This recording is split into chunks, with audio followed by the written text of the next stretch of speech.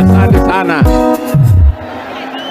Mheshimiwa Rais wa Jamhuri ya Kenya Dr. William Samoei Ruto, Waziri wetu James Opiyo Wandayi, Waziri Mkuu Mheshimiwa Musalia Mudavadi, Gavana wetu hapa James Agre Bob Orengo, viongozi wote wamefika hapa, watu ya Sidindi hamjambo? Sidindi oye! Yodhurwa untie! Yodhurwa umo! Nisalimia niko haya. Bwana Yesu asifiwe. Bwana Yesu asifiwe tena. Uguja mko. Mumefurahi rais wetu kufika hapa. Tumefika hapa delegation kubwa tukiongozwa na rais wetu, rais wa Jamhuri ya Kenya Mheshimiwa William Ruto. Tukija hapa Sidindi, Ugunja, Siaya, tukija kulete mtoto wenu James Opiyo Wandayi kama waziri wa serikali ya Mheshimiwa William Ruto. Mumefurahia hiyo? Basi kama mmefurahi, mupigie rais wetu makofi. Mheshimiwa Rais, tunakupongeza kwa dhati kwa ile uamuzi ulifanya katika uongozi wako ya kwamba ulete Kenya pamoja, ya kwamba kila Mkenya ashirikishwe katika uongozi wa Kenya. Na ndio ndani ya wale mawaziri watano ambaye ulilete, ukaweka huyu kiongozi James Opiyo Wandayi, kiongozi ambaye mimi nilikuwa na yeye bunge miaka 5, na mimi nataka niseme vile ninamjua, ninamuelewa. Hapa katikati ya masikio akili iko sawa. Na huyu Wandayi atachangia kiasi kikubwa katika vile Kenya itaenda mbele. Watu wa kanisa, asanteni vile mumekabidhi huyu waziri kwa rais wetu.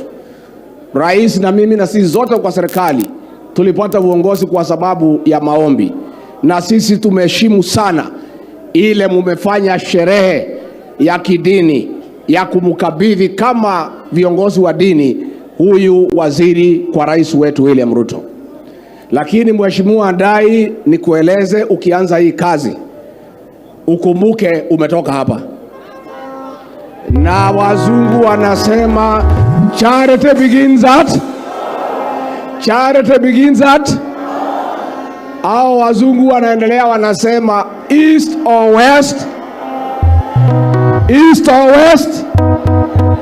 Kwa hivyo wewe Mheshimiwa Waziri, hata ukifanya kazi ya Kenya ukumbuke nyumbani.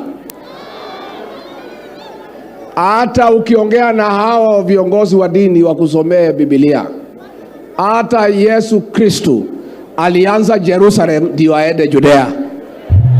Kwa hivyo ukiunganisha stima Kenya, anza hapa Unguja na Siaya, alafu endelee na Kenya ingine.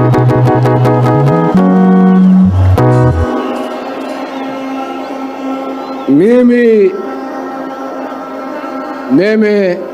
si mnajua mimi ni mtu ya kusema ukweli. Si mnajua mimi ni mtu ya kusema ukweli. Iko mtu hana kwao. Si hapa ndio kwa kina Wandayi. Tukisema akubuke nyumbani iko makosa. Unajua mimi nasemanga niko na kwetu, watu wengine wanampigia kelele. Kuna mtu hana kwao. So mimi niseme, mimi ndio yule mnasikiaga anaitwa Rigiji, mtu ya kutoka mlima. Nimefika hapa tuonane na nyinyi macho kwa macho, na nimwambie huyu Wandayi nitamshika mkono, tusaidie rais pamoja. Mnataka nimshika mkono? Tutashikana pamoja, tumsaidie rais pamoja, ndio Kenya yetu iweze kuenda mbele. Nikimalizia, kwa sababu lazima niseme ukweli, huyu gavana wenu Mheshimiwa Orengo ni rafiki yangu. Hapo mbeleni katika safari yangu ya uongozi nilikuwa napata matatizo. Saa ingine nashikwa napelekwa kotini. Yeye ndiye alikuwa wakili wangu.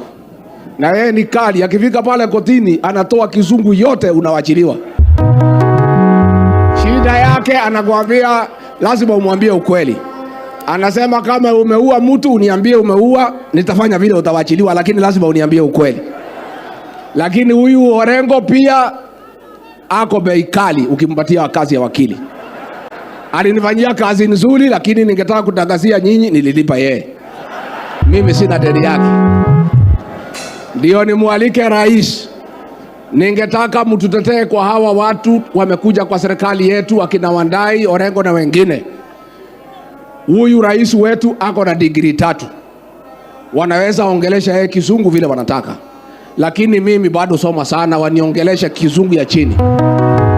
Mtanitetea wasiniumiza na kizungu?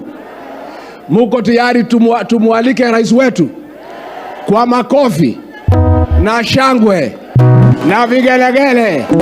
Karibu sana Mheshimiwa Rais.